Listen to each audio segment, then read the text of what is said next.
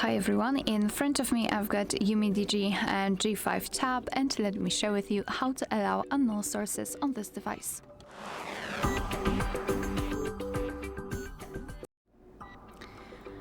So this operation is crucial if you'd like to download something, specifically the app, from other app than the Play Store, so from other store than that, so for example from the browser. In that case, you will have to allow your browser to install something. So all we have to do is to enter the settings. Here in this left section, let's find the apps, so the third option. Scroll down to the very bottom to find special app access.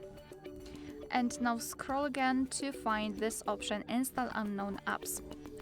And as you can see right here, we've got the list of apps which are allowed or not allowed to install some content. And let's pretend, as I said, that I'd like to download something from Chrome, specifically the app. So just tap on the Chrome and tap on the switcher.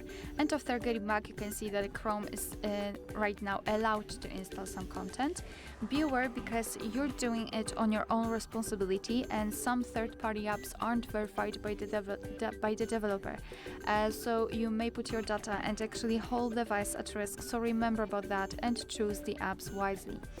Of course, you can always remove previously granted permissions. Just tap on the app and tap on the switcher.